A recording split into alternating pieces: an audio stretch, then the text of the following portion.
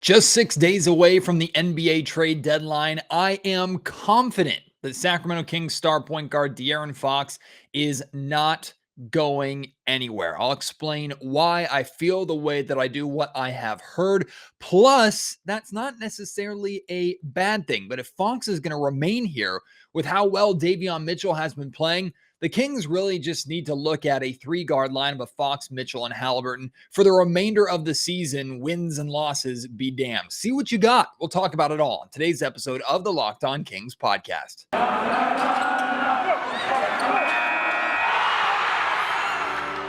You are Locked On Kings, your daily Sacramento Kings podcast, part of the Locked On Podcast Network, your team every day. And now, ladies and gentlemen, it is that time for another episode of Locked On Kings. Hello and welcome into Locked On Kings, your podcast hub for Sacramento Kings coverage all regular season and all offseason. If you're looking for in-depth analysis, game-by-game breakdowns, highlights, interviews with local and national experts, full coverage of your Sacramento Kings from January through December, this is the place for you, part of the Locked On Podcast Network. My name is Matt George. I have the privilege of being your host here. I've been a Sacramento Sports Media member for the last 7 years. This is my 8th season covering the Kings, formerly for Sacramento Sports Talk Radio, now with ABC 10 News and Television here. And if you are looking for the episode or looking forward to the episode that I've been previewing all week and talking about all week, where I play for you optimistic, positive Kings takes about this team from the beginning of the season and the end of the offseason going into this year that had so many hopes and so much positiveness, or I should say expectations surrounding it. That episode is going to be delayed slightly. It's still happening. I'm sure you noticed that I didn't do a Locked On Kings podcast last night after the Kings lost to the Golden State Warriors. Things got kind of shaken up a little bit, but not to worry. That episode will still be happening. It's just going to be happening on Sunday. So I hope you'll stick around. I hope you won't click off this episode. You'll continue to listen before we get to that podcast on Sunday, because I'm really looking forward to putting that compilation together for you, and we can all laugh at my expense at some of the optimistic and now terrible Kings takes about this team in this upcoming or this current season. But for today, I wanted to make sure that I addressed something that I see is being discussed a ton around the Sacramento Kings right now, and that is just simply De'Aaron Fox. And it's no surprise, really all season long, De'Aaron Fox has been a focal point conversation among Sacramento Kings fans, a focal point conversation here on the Locked On Kings podcast. And truth be told, for the most part, conversations about De'Aaron Fox this season have been negative. And I know that the fans that I interact here listening to Locked On Kings, the fans that I interact with on social media, on Reddit, on the internet, these are only a fraction, and a very vocal fraction, of a fan base. It's only a couple thousand out of a crowd of 17,000 that could fill the Golden One Center. Not this year, of course, but there's a lot more people out there who don't react the way that some of you do, and don't necessarily agree with the things that you have to say. But at the same time, the people who react, the people who talk to me because of the podcast, because of listening to the podcast, the people who talk to me on social media, they're pretty much the only gauge that I have of the fan base beyond my own understanding or my own belief of what the fan base wants or needs. So I try to respond to them and talk about what they feel and what they speak about more than anything else. And so I'm aware that there is a good portion of the fan base that still believes in De'Aaron Fox. There's a good portion of the fan base that doesn't want the Kings to trade De'Aaron, that they feel that De'Aaron can still be the guy here in Sacramento, and that this is just kind of a down season for him. And I respect that completely, and part of me believes that as well. But I do know from interacting with them, there is a very vocal part of this fan base that is saying Fox is not the guy, and he's proven to not be the guy. And the Kings should be looking to move on from him, especially with how Tyrese Haliburton has played at times when Fox has been out, how Davion Mitchell is playing right now with Fox out. They're saying, hey, you know what? Now is the right time for the Kings to try and move on from Fox, get something of value for him, even if it doesn't help the Kings immediately this season. It puts the Kings in a better situation with really Tyrese Haliburton as the guy next season, and then you kind of see where you are at. Well, that's not a rebuild. That's just a retooling. And that puts a lot of pressure, not only on Tyrese Haliburton, that puts a lot of pressure on Davion Mitchell, who would be essentially De'Aaron Fox's replacement. And I talked about on the most recent Locked On Kings podcast, Davion Mitchell cannot replace De'Aaron Fox. But at the same time, the Kings wouldn't be looking for Mitchell to replace Fox necessarily, but they need him to hold that position down and keep the Kings backcourt playing at a high level, which I think he's capable of doing, but that's a lot to put on his shoulders right away. At the same time, too, if you're trading De'Aaron Fox, you're trying to get back a piece that is going to be, if not the best player on this team, the close second best player behind Tyrese Haliburton. And I argue that trading away Fox for a close second best player behind Tyrese, as good as Tyrese has been, is not an upgrade. And I don't think it puts the Kings in a better position. I think it's a major roll of the dice, significantly more of a roll of the dice than it would be to trade draft assets and other assets that are on this team to try and find a decent named piece to add to a Fox and Haliburton core, which at this point in time is less and less likely, especially with the Kings falling out of the mix really for the play-in spot. Now, mathematically, of course, and I'll say this every single day until the end of time, mathematically, the Kings still have a good shot at making the play-in in the Western Conference, which is more of an indication of just how terrible the West is right now. And I'll continue to say that the Kings making the play-in and losing is just NBA purgatory. It's where this team has been for the majority of these 15, soon to be 16 playoff-less seasons. It's not worth it. It is more worth it for the Kings to keep their eye on the future.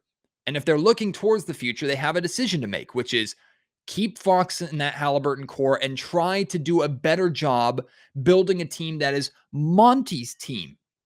Monty has made minor tweaks. He's made drafted picks like Tyrese Haliburton and Davion Mitchell.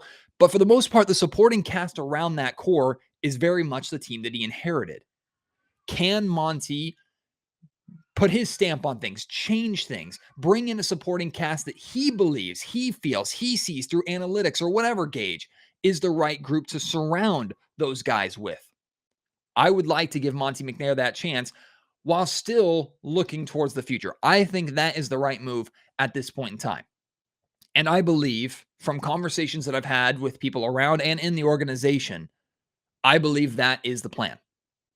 Or at least from conversations that I've had with people around in the organization, the Kings are committed to De'Aaron Fox for at least a little bit longer. I have been told, and I have talked to people that have told me, now these are not direct sources to the front office of the Sacramento Kings. This is not Monty McNair or anybody working under him in the front office itself, to make that very, very clear. But from people in and around the organization who have knowledge of the situation, I have been told that De'Aaron Fox is not going anywhere. And I believe that is the right call. Now, I also believe that could be because De'Aaron Fox didn't have the value that maybe Kings front office members, Monty McNair, expected him to have at this trade deadline. And that's okay, because I think De'Aaron could build that value back up. I think he will build that value back up. This has been a down season for him, to say the absolute least. It's also been a season of adjustments for him. It's been his first season also after being paid. So naturally the bar was going to be higher. And quite frankly, of course, he has not met that bar. But that doesn't mean that one down season or down half the season or a little over half the season is a indication of the player that he's going to be for the remainder of his career. He's still extremely young, still hasn't even touched his prime yet. De'Aaron has more to give. And if De'Aaron is not the guy, if he's not the leader, the one to lead the Sacramento Kings to a championship one day, all right, that's fine. You don't have to make that decision. You're not at a crossroads now to ultimately say yes or no to that.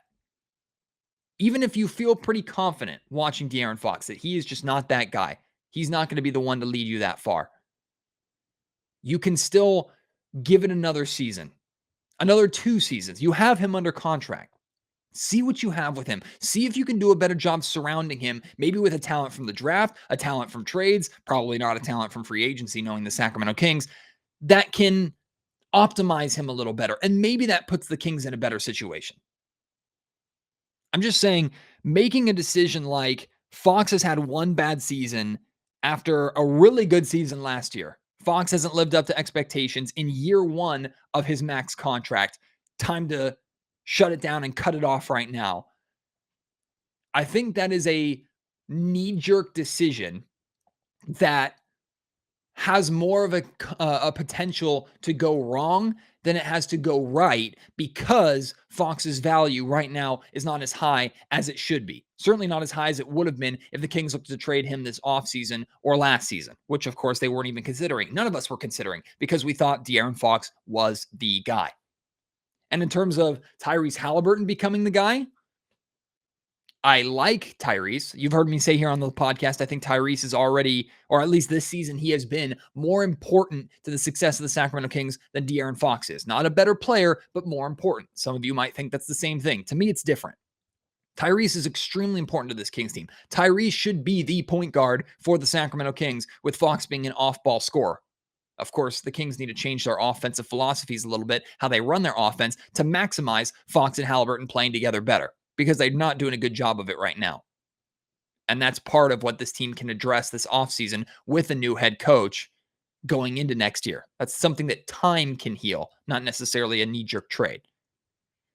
But if the Kings were to trade De'Aaron Fox, regardless of what piece they get back, they're not going to get, as of right now, a piece of equal talent.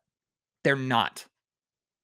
So today, trading De'Aaron Fox does not improve the Kings, which some of you might not mind that. Some of you don't want the Kings to improve. You want the Kings to get worse so that they can be in a better position to get a draft pick. I'm here to tell you they can be in a better position to get a draft pick without trading De'Aaron. So then you can have a somewhat core of Fox, Haliburton, Mitchell, and top 5 pick, hopefully, to bring into next season, reevaluate, see what you have. You can always trade De'Aaron on draft night. You can always trade De'Aaron during the offseason going into next year. You don't have to make that decision right now. I think this is the right plan. If it is indeed the plan from what I'm hearing, it is the right plan for the Sacramento Kings not to trade De'Aaron.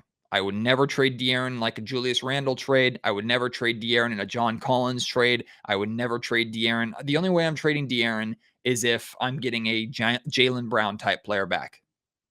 Ben Simmons is probably not happening. Ben Simmons, I'd consider. I think the Sacramento Kings have considered. Doesn't sound like the Philadelphia 76ers are that interested, which fine by them, fine by me, whatever. But the other fringe talent players that are potentially available, a Domantas Sabonis, I would not trade De'Aaron Fox for. As much as I like Sabonis, I would not trade De'Aaron Fox for him. Acquirable players at this deadline, at this point in time, that the Kings could be in the mix for. Jeremy Grant, not trading De'Aaron Fox for him. I'd rather reassess where I'm at and raise Fox's value later on. But Davion Mitchell needs to be rewarded for how well the Kings are playing right now. How well he is playing. The Kings are still trash, but he is playing well. I shouldn't say the Kings are trash, because they've had a good couple of games. They beat the Nets. They lost to the Warriors last night, but had some good moments. Davion Mitchell has been the best part of those two games. Davion Mitchell has played very, very well, made the most of his opportunities. He deserves to be rewarded. And I'll tell you how the Kings can reward him when De'Aaron Fox does return from this ankle soreness in just a second. Today's episode of Locked On Kings is brought to you by BetOnline. BetOnline has you covered this NBA season with more props, more odds, and lines than ever before. And as NFL football now turns their eyes to the big game happening in just over a week, BetOnline remains the best spot for all of your sports scores, podcasts, and news this NBA season for the upcoming Super Bowl. There are so many lines, so many props, so many fun bets for you around that game, around every game that you could really find. And it's not just football. BetOnline has up-to-the-minute info on pro and college hoops as well, NHL, boxing, UFC, along with live real-time updates of current games. Do not wait to take advantage of all the new and amazing offers available for the 2022 season. BetOnline, where the game starts. When De'Aaron Fox returns from his ankle soreness, and I know some people are rolling their eyes at that, they're concerned that there's something more to this ankle soreness thing with De'Aaron Fox. Feel the way you want to feel about that. I've already kind of spoken on it, but from how I understand De'Aaron Fox, who I understand him to be, I don't believe De'Aaron is healthy and actively choosing to just sit out and not play with his teammates. I don't think that is who De'Aaron is at all.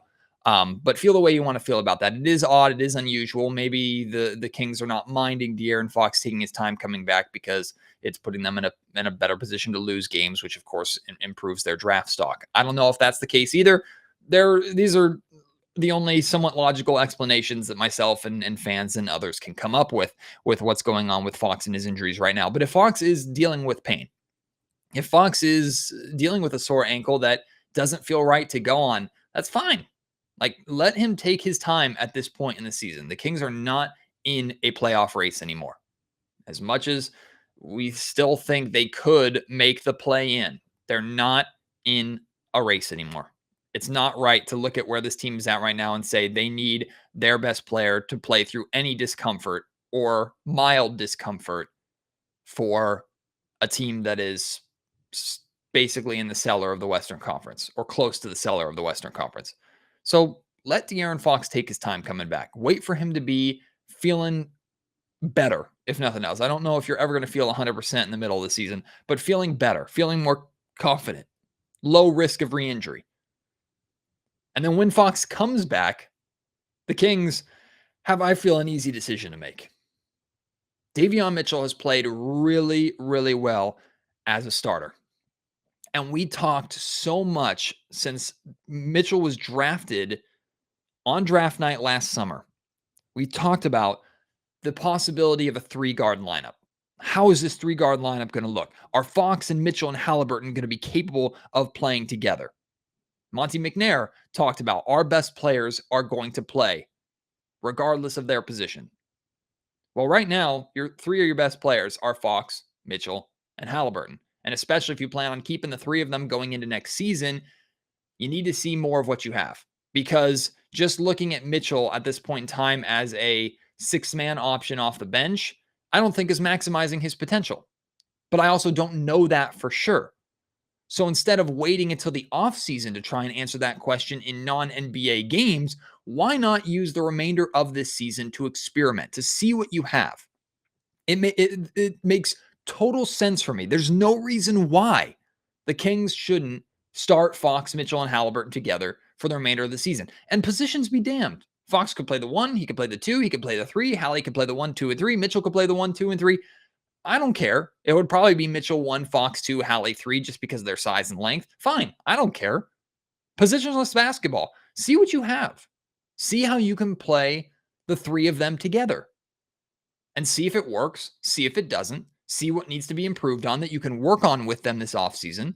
See if it's just a colossal disaster so you have more of an indication of, I probably need to move on from one of the 3 of those guys because it doesn't make sense unless I'm committing to one of those 3 as a full-time 6-man, which I personally don't think makes sense. See what you have. Use the remainder of the season for that. At least maximize this time. And if you lose games, okay. If you win games, great. Something's working. You have that to build upon going forward. It's really a lose-lose situation to me. There's no reason why the 3 of them can't get that time that they need to work together, to try things. And you need, if you're going to have a Fox, Haliburton, Mitchell lineup work, you need more of what you need to have a Fox and Haliburton lineup work, which is off-ball movement.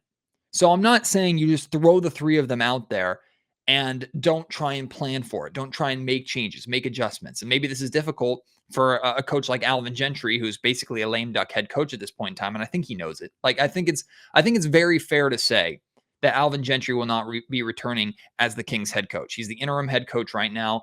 I don't blame Alvin Gentry in the slightest for what the Kings are going through right now, for how bad that they have been this season, for how bad that they have been, especially recently since he took over for Luke Walton. I don't blame him at all. I also don't think that he is going to be the right coach, the right guy for this team going forward. I think the Kings need to do a long, hard, smart coaching search this offseason. Monty McNair needs to pick his guy that makes sense with what the Kings are trying to do at the time, and go from there. But for the remainder of the season, can Gentry and the Kings find a way to feature a 3-guard lineup or consistent 3-guard sets where there is movement happening off the ball? Because I guarantee you, if you have Mitchell controlling the dribble, Fox controlling the dribble, Haliburton controlling the dribble, and there should be a balance between all three of them. You can't have two of the three just standing around on the perimeter watching, which is basically what the Kings offense is at this point in time. You can't have that. You need to have Haliburton moving around. Let's say Mitchell has the ball, right? You need to have Haliburton moving around the perimeter, looking to get open, to find that open shot, providing the spacing. You need to have Fox running off of off-ball screens, backdoor cuts. Movement needs to be featured. The Kings can't just stand around. And you sure as hell need to be getting out in transition if you're featuring a 3-guard lineup. You're going to be undersized a majority of the time, especially when one of those three players is barely over 6 feet tall and Davion Mitchell. You need to play fast. You need to move. You need to tire guys out. Play with energy. Play with freedom. And I think that's the important word. Freedom for that lineup to figure things out, to play together, to make mistakes, to lose if they do, to win if they do. Let them play free, but also hold them accountable. If Mitchell and Haliburton are going to continue to play, I should say, if Mitchell is going to continue to play with the energy, intensity, and hustle that he's played with in these last few games, and Fox or Haliburton aren't willing to match that, they need to be held accountable for that. Tyrese Haliburton has arguably been the most consistent, actually not arguably, he has been the most consistent player out of the three. He also, quite frankly, disappeared last night against the Golden State Warriors, which is also an argument that I could make for keeping De'Aaron Fox, in the sense that if you move on from De'Aaron Fox and you are keeping Fox, or rather Haliburton and Mitchell, that puts a ton of pressure on both of them to score and be engaged and have good nights. Because if one of the two of them has a bad night, the Kings' chances of winning completely plummets. Tyrese was not good last night. And the Kings really, even if they hovered around more than they should have, they had no chance of winning that game with how poorly Tyrese Haliburton was playing. But if Davion Mitchell is going to play with that intensity, Fox and Haliburton have to match that. It's on all three of them. And I think, honestly, which is kind of sad at this point, the biggest question mark that I would have with that 3-guard lineup is De'Aaron Fox going to match those two's energy? And I know a lot of fans feel that same way, and that's concerning, considering De'Aaron is the fastest out of the three and is also the highest paid out of the three. But we're talking the dog days of another losing season. And we can tell these seasons have taken some of the wind out of Fox's sails. You need to battle through that. Let those three play together. Encourage them to play free. Have Harrison Barnes and Rashawn Holmes, or Chimezie Metu and Damian Jones with how hard they're playing. Does not matter who you're playing with them.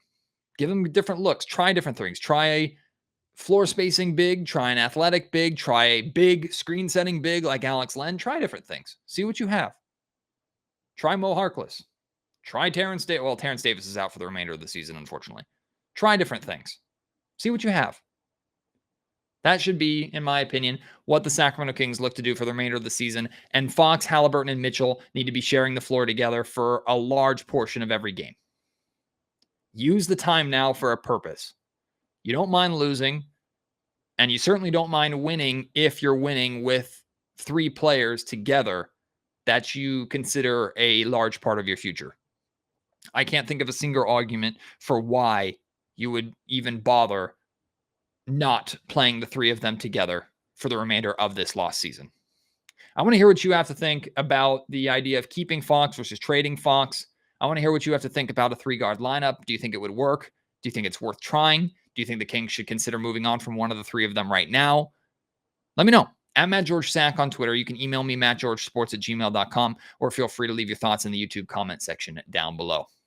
Today's episode of the Locked On Kings podcast is also brought to you by Rock Auto. And with the ever-increasing numbers of makes and models, it's now impossible for your local chain auto parts store to stock all the parts that you need. Why endure pointless or seemingly intimidating questioning and wait while the person behind the counter orders the parts on their computer, but they only choose the brands that their warehouse happens to carry?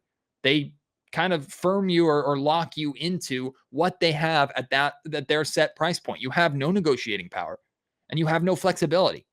RockAuto.com gives you both. You have computers and phones with access to RockAuto.com at any time. Take advantage of that. Save time and save money when using Rock Auto. Why would you choose to spend 30, 50, or even 100% more on basic parts from chain stores or car dealerships? RockAuto.com has flexibility on prices. They will have what you need, and they're a family business serving do-it-yourselfers for over 20 years. And we know how important family businesses are right now and how we need to help support those family businesses. Rock Auto's prices are reliably low for every customer. They have everything you can need: brake parts, tail lamps, motor oil, and even new carpet. Go explore their easy-to-use website today and find the solution for your auto parts needs. Go to rockauto.com right now. See all the parts available for your car or truck. Right, locked on in there. How did you hear about us box? So they know that we sent you. Amazing selection, reliably low prices, all the parts your car will ever need. rockauto.com.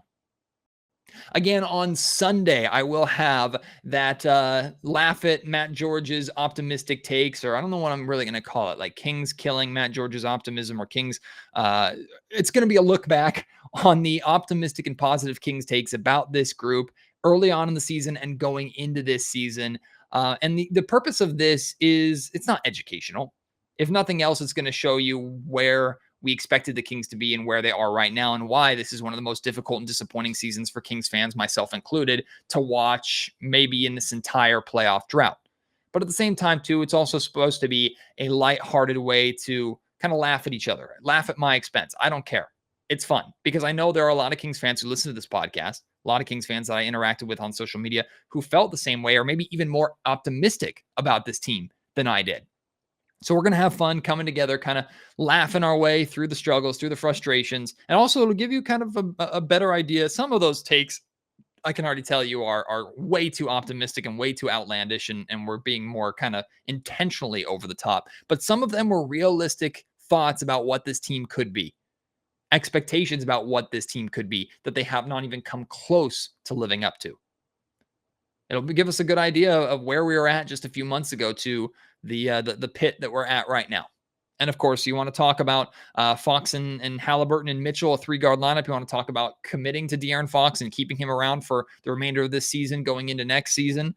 You want to talk about anything like that, please reach out to me again at MattGeorgeSack on Twitter, mattgeorgesports@gmail.com, or get loose down in the YouTube comment section down below. If you could leave a review of the Locked On Kings podcast, I really, really would appreciate that. Best place to do that is Apple Podcasts or iTunes. Leave a 5-star review there if you think the show is worthy of that rating. There's also a little box for you to write why you like the Locked On Kings podcast, why you would encourage others to listen to Locked On Kings, Kings fans, or just NBA fans alike. It's also a good place for constructive criticism. If you have anything that you think needs to be adjusted with the show, or something that would make your listening experience better, I really would appreciate that. It helps us out a ton. Also, if you're listening on Spotify, you can now leave a 5-star review or up to 5-star review on Spotify as well. No area for a personalized message or review or anything like that, but at least there is a review system now in place. If you could hit 5 stars, that helps the show out a lot. I really would appreciate that. The numbers on Locked On Kings over the last few weeks have been incredible. Last week, we had our best week ever, and we're looking like we're going to even top that again this week, or get close to that this week. I'm just blown away by the support of Kings fans. I know it's trade deadline season, but this team has been horrific to say the least, and yet you're still around, still supporting. Doesn't surprise me, but I am humbled by it. I would never, ever, ever expect that. Your support continues to blow me away from keeping this podcast afloat and alive, very much so. Actually, honestly, growing this podcast during a pandemic when the Kings weren't even playing and we had no NBA basketball to speak of. You kept showing up for that. And continue to show up during the dog days of this season. So I really appreciate that so much. I hope to reward you with more good content coming in the future. And as we get closer to the trade deadline on February 10th, of course, anything that happens with the Kings, any news, any rumors, things like that, we will be discussing. I'm going to have a guest from Atlanta to talk Kings and Hawks a little bit with, and talk about the possibility of a John Collins trade. That will be coming up next week, I think on Monday, just so you can look forward to that. So that kind of content still to come. I appreciate you so much, and can't wait to have you join me on the next episode. Until then, my name is Matt George. You have been listening to Locked On Kings, part of the Locked On Podcast Network.